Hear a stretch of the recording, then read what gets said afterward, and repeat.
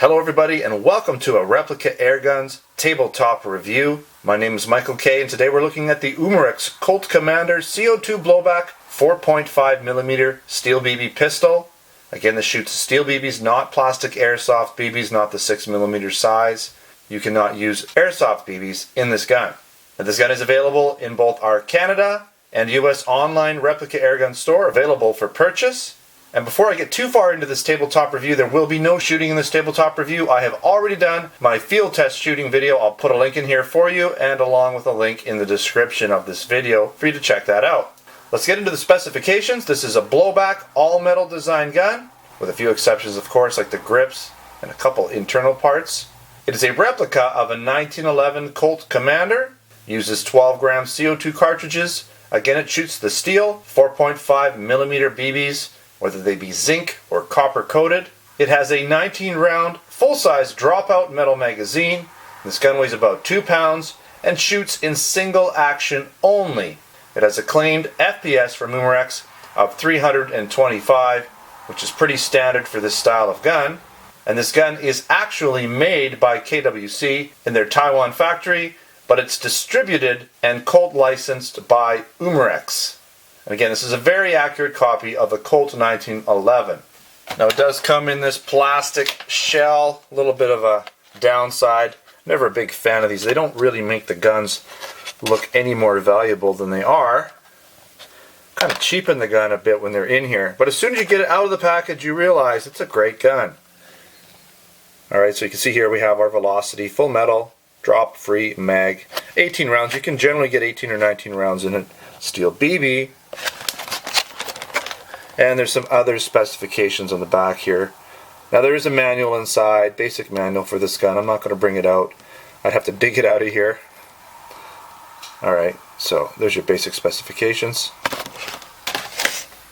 Let's do a really quick comparison. Before I get too far into this review, I'm going to move this aside a little bit and bring in another gun you've probably seen in many videos, the Tanfogley Witness, one of the first 1911s I reviewed.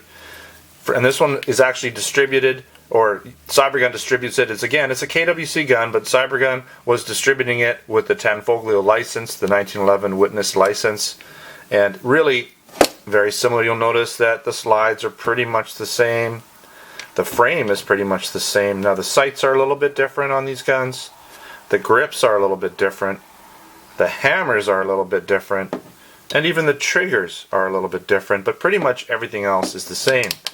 Grip safeties, all of that. Everything works the same way. The magazines are actually interchangeable, and I would assume a lot of the parts are interchangeable. I could probably take this slide and put it on there.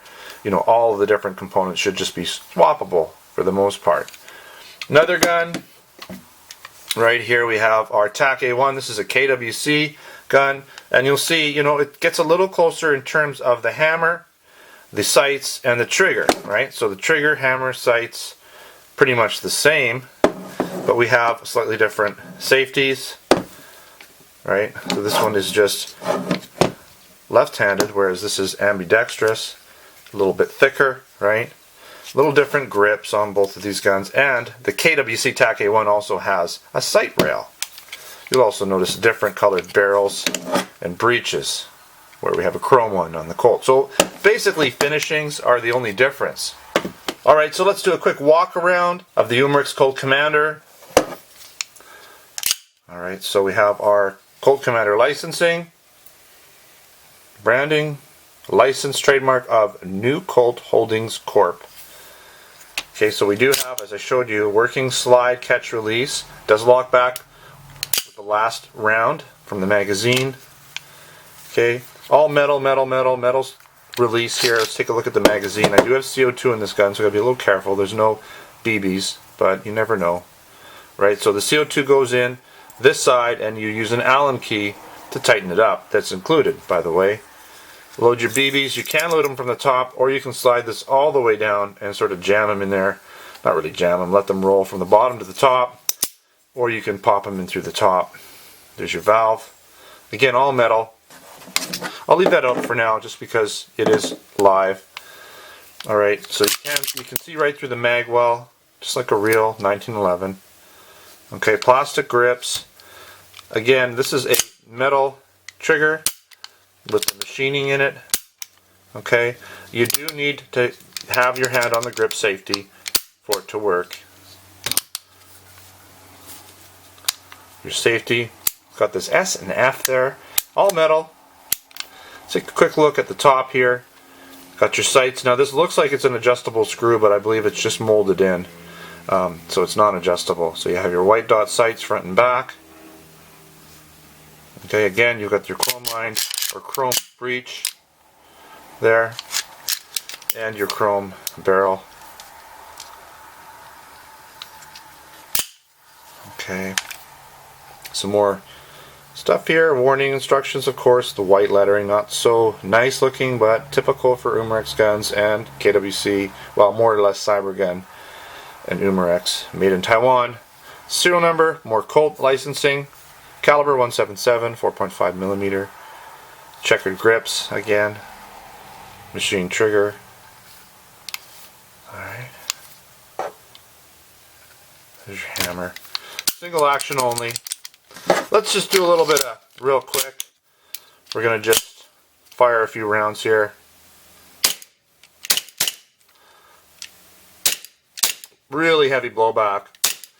And like a real 1911, the slide is a little slower, almost sluggish, and that's true to a 1911. They have a slower, more sluggish, heavy slide.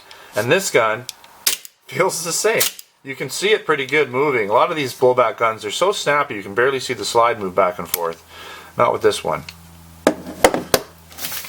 Alright, so I really quickly want to talk about the performance.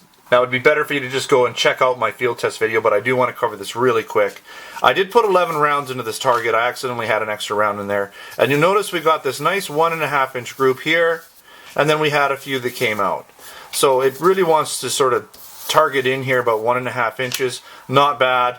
Blowback again is excellent. The trigger is excellent. Really no complaints about this gun, other than it would be nice to have adjustable sights. Okay. Again, the sights just aren't adjustable.